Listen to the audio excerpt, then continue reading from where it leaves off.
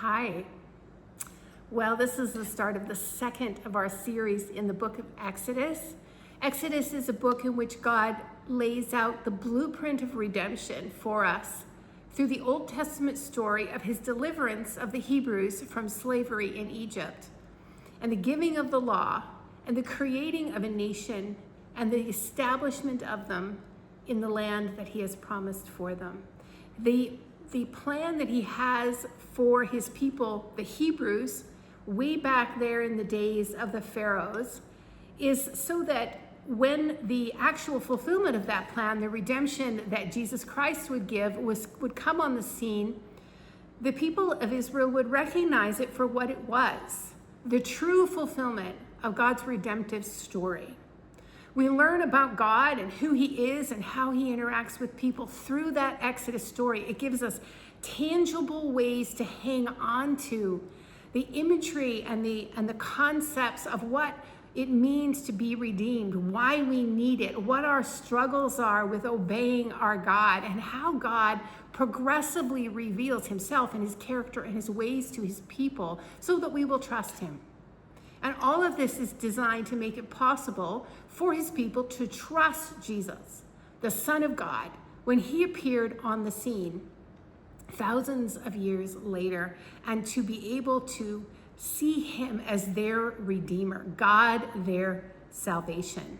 They missed it, but the story of Exodus is an illustration of the redemptive story, and it's as helpful for us today as it was for them. So in this session, we are moving into chapter 3. Moses is in the wilderness with sheep. He is near a mountain that verse 3 of Exodus 3 calls the mountain of God and also calls Horeb.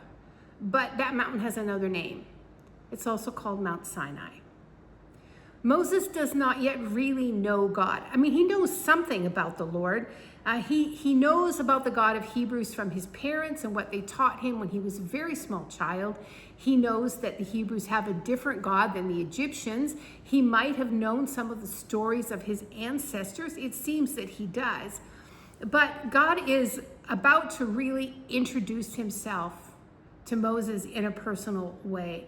And this is a pattern for God in his interactions with people. People do not naturally seek God unless God first calls them. It is God who seeks us, and he is seeking Moses in this passage. Chapter 3, verse 3 says, "The angel of the Lord appeared to Moses in flames of fire within a bush." Now, the angel of the Lord is a specific person. It does not say an angel of the Lord, but the angel of the Lord, a specific being. This being appears several times in the Old Testament. Some of those instances include his appearance to Hagar in Genesis 16 and to Abraham in Genesis 22 to stop Abraham from killing Isaac. He appears to Balaam in Numbers 22, to Gideon in Judges 6. He will appear to the parents of Samson, to Elijah the prophet, and to King David. And the final appearance of this being in the Old Testament is to the prophet Zechariah, and it happens twice in that book, chapter 1, and again, chapter 3. Here in Exodus, when the angel of the Lord appeared to Moses, he is seen as being in the burning bush. But a couple of verses later, it says that it's God who speaks to Moses from the bush. And this happens often in these times when the angel of the Lord appears. He is identified as being God himself. This is called a theophany. A theophany is an appearing of God in a visible, tangible way to human beings. And it's often thought that when God did this in the Old Testament, it was specifically God the Son, Jesus, who is appearing prior to his incarnation. God has put himself in the path of Moses by causing this bush to burn and not be burned up. God has caught Moses' attention. And for the sake of time, I'm not going to read all this story to you, but if you haven't read it, you might want to just push stop on the video right now and go and read Exodus chapters 3 and 4. Now, a few months back, I did a teaching for you on the gift of insecurity based on the responses of Moses to the call of God here at the bush. And this time I want to focus more on what God does and how he is revealing himself to Moses as a deliverer of his people. We're not going to talk so much about the responses of Moses or his particular fears. God begins the conversation with Moses by calling him by name. God is making it clear that he knows Moses. Moses may not know him, but God knows Moses. And in calling him by name, God is demonstrating that he is not making a mistake. He knows who he's talking to. And this call is specifically and personally for Moses. Moses says, "Here I am." And then the Lord tells him to stay back and to take off his shoes, for the place where he is standing is holy ground. This reveals that God is not only all-knowing, but also holy. He is therefore separate from sinful people. I'm sure the removal of sandals has significance in the culture of the day in ways that we don't fully understand. But I did think of the life of Moses. He has traded the comfortable slippers and shoes of the royal family of Egypt for the sandals of a shepherd. But now he stands barefoot before God. He has dropped down to his most basic humanity. This is a picture of how all of us stand before God. Our human status means nothing. Wealth, position, importance in the society in which we live, none of that matters at all. We are all simply human beings made of dust, created in his image, but sinful and deserving of judgment when we first come into God's presence.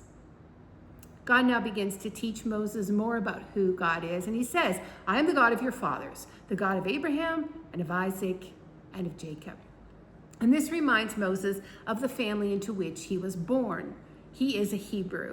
And this ties his family back to God, the God who speaks to him from the bush, through the covenant that God originally made with Abraham. Moses is afraid to look at God. Now that's not a surprise. Most of the life of Moses, his experience with gods, has been that of idols, carved of stone or wood. They have no life. They don't speak to you. They have no conversation. They do not take action. But the God of his ancestors is different. He is other. He is not like any person or God Moses has ever known before. God then tells Moses what this meeting is all about. I'm going to read from Exodus 3, verses 7 to 10. And the Lord said, "I have indeed seen the misery of my people in Egypt.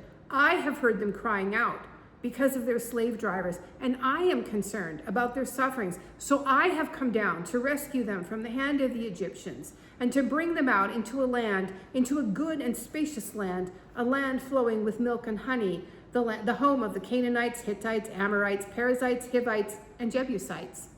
And now the cry of the Israelites has reached me, and I have seen the way the Egyptians are oppressing them. So now go.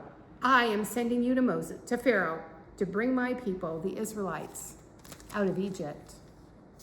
God is acting. He has seen, he knows, and now he's moving. And at that time of the section,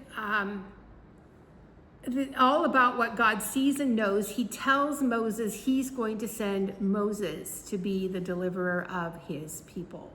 And Moses says, "Who am I that I should go?" Instead of telling Moses what a wonderful and gifted person he is, God answers by saying, "I will be with you." That is the source of the power for anyone sent by God to do any work in his name. He will be with us. When we have the presence of God, we have everything we need. We have his power and wisdom and guidance. We have his mercy and grace. We have success and confidence. When God goes with us, we have all we need to do the work to which he sends us. That's opposite to how most of us think as human beings. We tend to rely on our education, our experience, our credentials. And we say, well, I'm qualified for this because I have this course, or I've got this degree, or I've got this experience. But what we really need is God to go with us. We need to go where he sends, because he is the power behind the ability to do the work to which we are being sent. Now God makes another promise to Moses. He says, this will be a sign to you that it is I who have sent you. When you bring the people out of Egypt, you will worship me again here on this mountain. Now I thought that was a bit odd. Moses is going to have to go and put his life on the line. He's going to have to confront Pharaoh, convince his own people, and risk going back to a place and to a people that sought to have him killed. God does not give him the sign before he goes. He's going to have to go on faith alone. The sign that God was in it will be afterwards, in this very spot, on this very mountain, the mountain of the Lord, Mount Sinai. Moses and the people will worship the Lord. And God will fulfill this promise. In just approximately 2.5 months, the nation of Israel will stand here before the Lord, free of their slavery, and worship him at Mount Sinai. Moses still has questions. He asks what he should say if the people ask the name of the God of their fathers. And God's answer is the most powerful and complete revelation of himself given so far in human history. And it's in chapter 3, verse 14. Where is 14? And God said to Moses, I am who I am. This is what you are to say to the Israelites.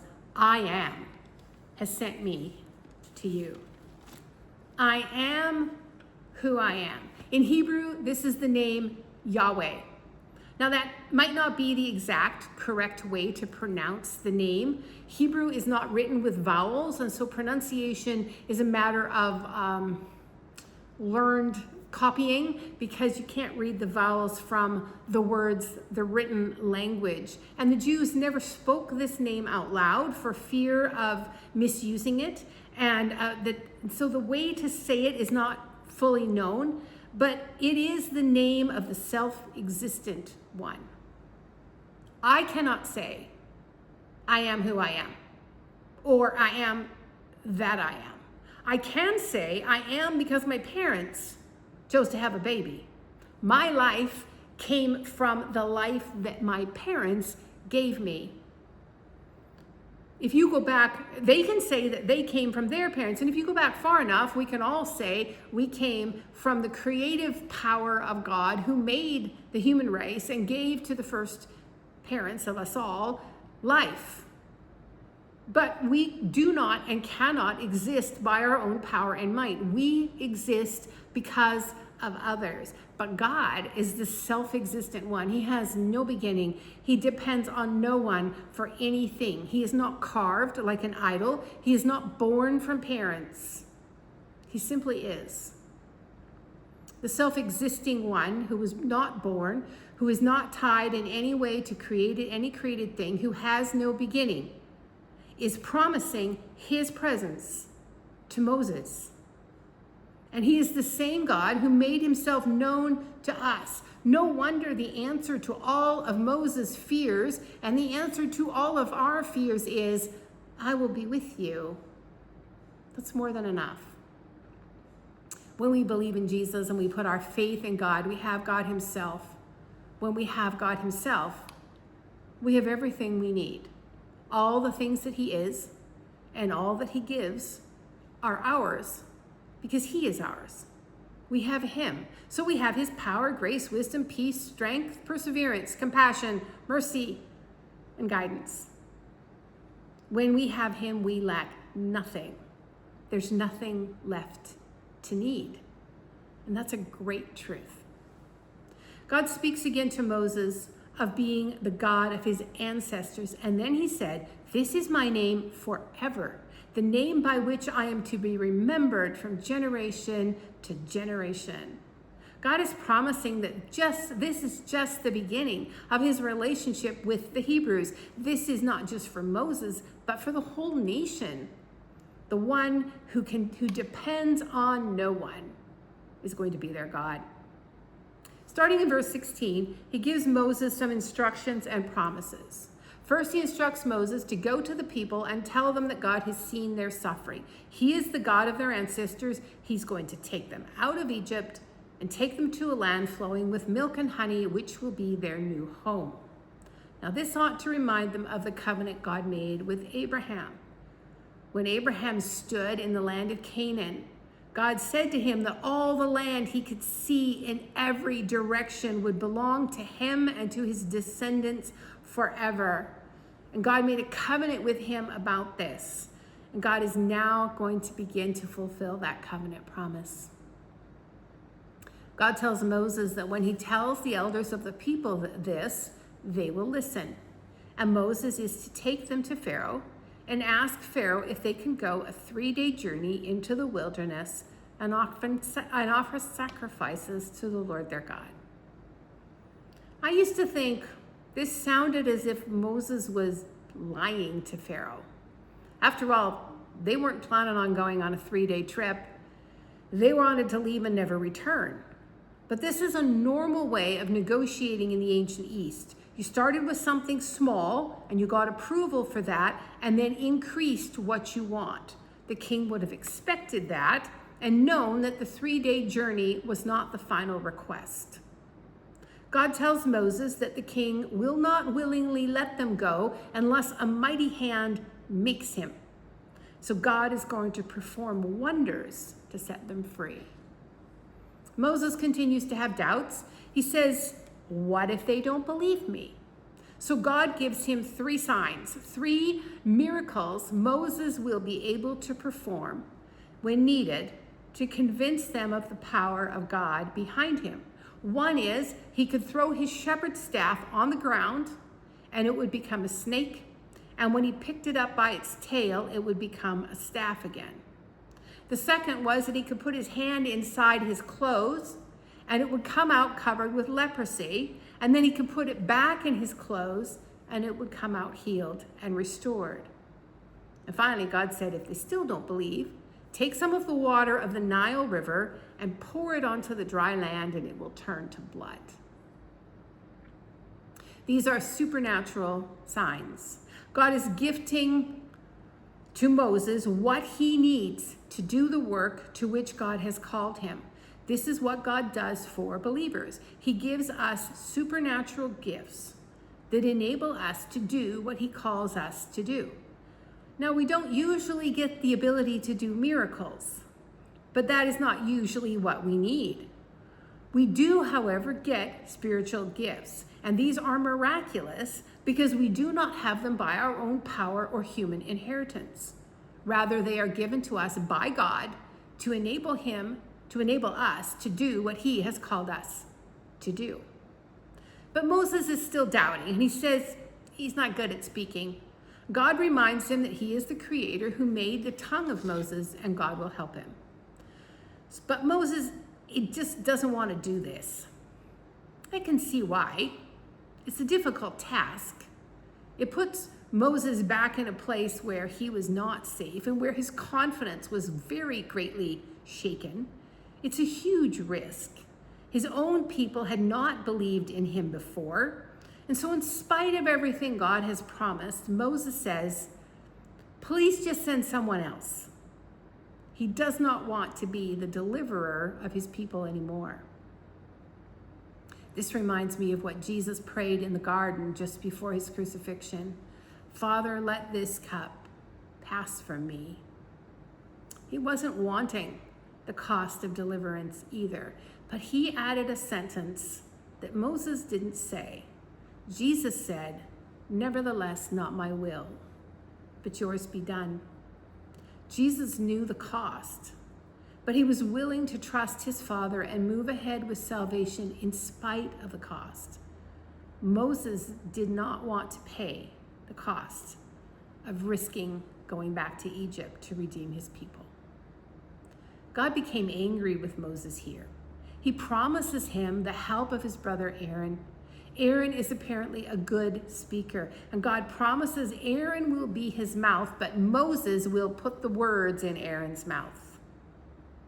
This scene ends without recording what Moses says to God at the bush, but we know he is willing to obey at last because he goes back to his father-in-law and he tells him he must return to Egypt. Jethro gives him permission to go, and so Moses, his wife, and his sons return to Egypt. God tells Moses how this is going to go. Knowing this will help Moses from being discouraged when his message to Pharaoh is not accepted or obeyed. God says, you're going to go back and you are going to do all I told you to do, but I will harden the heart of Pharaoh so he does not let the people go. And you are going to tell him that if he does not let the people go, I will kill his firstborn son. We're going to talk about that part further on in the study. What does it mean when God says Israel is his firstborn? We'll discuss that when we get to that plague. And how do we understand it that the Lord is going to harden the heart of Pharaoh? Does that mean Pharaoh really has no choice in this? Is the Lord choosing him? Does Pharaoh even have an opportunity to believe? We'll discuss that when we get to the plagues themselves. So it seems that Moses, his wife, and his sons set out for Egypt. But then there's this really strange story right at the end of chapter 4, from verses 24 to 26. At a lodging place on the way, the Lord met Moses and was about to kill him. But Zipporah took a flint knife, cut off her son's foreskin, and touched Moses' feet with it. Surely you are a bridegroom of blood to me. So the Lord let him alone. And at that time she said, bridegroom of blood, referring to the circumcision. I have a footnote in my Bible. It's on the phrase, the Lord met Moses. And in my Bible it says, the Lord met him and was about to kill him. And the question that sometimes people ask then is, was it Moses who the Lord was about to kill, or his son who was not circumcised? The translators put in the name Moses, the Lord met Moses, instead of the Lord met him. And that seems most reasonable. It is Moses who is leading his family, and the child is still young. And so the final decision as to whether or not this child is circumcised belongs to the parent. It belongs to Moses. It is his responsibility of what happens to his family. So what's happening here? Well, you might remember we discussed last time that it's likely the daughter of Pharaoh knew Moses to be a Hebrew baby when she found him in the river because he'd been circumcised. So if that is true, Moses would have known why this circumcision was done and why he was different from other males in his Egyptian family, because this would have been done when he was only 8 days old. From the tone of the conversation between Moses and his wife, one possibility is that Moses had suggested that his sons be circumcised. Perhaps even the oldest one had been, and Zipporah had found the procedure to be horrible and was not willing to do the same thing for her younger son. The two boys had both already been born at this time, for it says in verse 20 that Moses is taking his wife and his sons, plural, and starting back to Egypt. And he only has 2, and so they've both been born at this point. So perhaps it was just the youngest who hadn't been circumcised. At any rate, it is clear that at least one of the boys has not been. And as they head for Egypt, the Lord meets them and is going to kill him. And the way it's translated in English, it seems as if it was Moses who was the focus of the Lord's anger. They seem to understand why this is happening, Moses and Zipporah. Zipporah takes a knife and she performs the circumcision on her son with this flint knife. And then she comes to Moses with a piece of skin in her hand and seems to put it at his feet. She says, surely you are a bridegroom of blood to me. Now, it's hard to know what she means by this. If this is this said in anger? Is it said with bitterness? Or is she saying that she realizes that redemption is accomplished through the shedding of blood? It sounds bitter and angry to me when I read it. It seems that way, but it's really hard to know for sure. Another question that comes up is this: God doesn't need to meet anyone in conflict to take their life. If God wanted the death of one of the sons or of Moses himself, God could simply make them die. No face-to-face confrontation needs to happen. They do not need to engage in hand-to-hand combat. So it's unlikely that the death of Moses or of the son is God's desired outcome. Rather, he is demonstrating some truths to Moses. God just finished telling Moses that if Pharaoh does not obey the Lord, his son will die. So God is now demonstrating that the need for holiness applies to his own people as well. All sin is punished. So Moses cannot disobey a step of obedience he knows about and expect God to overlook it. Those who follow God must do so in holiness. Sin is sin, and the punishment of all sin is the same: separation from God, which the Bible calls spiritual death. Physical death is a picture of the cost of sin, but the greatest cost is not just the death of our bodies, but our eternal separation from God. So Zipporah performs the circumcision, and then with this step of obedience taken, the Lord allows them to continue to Egypt. It is true, however, that the wife of Moses and his sons are not mentioned again in the Exodus story for some time. And eventually Jethro, Zipporah's father, will bring her and the boys to meet Moses and the Hebrews in the wilderness. So it might be that due to the need of this boy to heal before traveling, the woman and her sons stayed behind in Midian for a time, and that Moses goes on alone from here.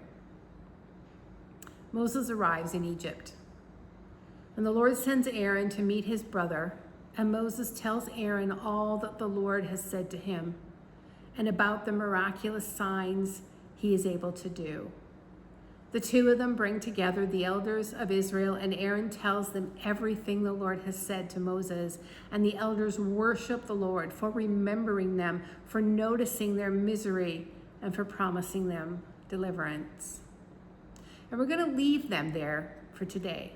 This happy moment will not last long. There is more suffering for them ahead, but there is also deliverance ahead, and God is working on behalf of his people. Both Jesus and Moses are sent to free people who are enslaved. Both had a time of preparation and waiting before their time of service begins. Moses had 80 years, Jesus 30. Both knew the potential cost of deliverance, and both dread it. But both willingly move ahead with obedience in the end. And both will deliver with a mighty hand. God will begin to move for his people. He has made promises, and he will keep every promise he has made. So before we leave these chapters, let's ask the 4 questions I mentioned we should ask of every portion of Scripture. What does this story say for the original audience? Well, God is reminding Moses and the Hebrews who they are. They are his people according to the promises he has made to their ancestors. He is telling them he has seen their suffering and that he is going to set them free. He has a future for them, a land for them, their new home. They can depend on God, the God who does not depend on anyone. He's also telling them that he is a God unlike any other. He is the one who came into being and exists without any help at all, so they can count on him. In fact, he did not even come into being like we do. He just is, and always has been, without help and without the need for any help. How does this tie to Jesus and his cross? As Moses was the deliverer of his people from slavery, Jesus is the deliverer of his people from sin. Moses was flawed and sinful as an example, but his story shows the story of the redemption that God will someday bring through Jesus. both had a price to pay for being the deliverer, but both obeyed God's call on them. What does this mean for all time and all people? God has seen the suffering of humanity in our slavery to our sin. And God, when the time was right, acted on our behalf. He sent the ultimate deliverer. Satan will try to stop the plan, but God will prevail. The great I Am is the one and only Savior of all mankind.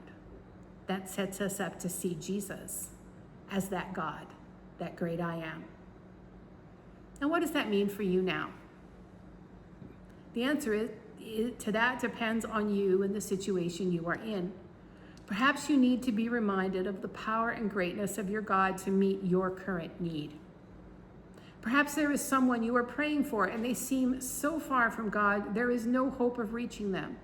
So you need to be reminded that none of us can come to God unless He calls us, but He does introduce Himself to every person.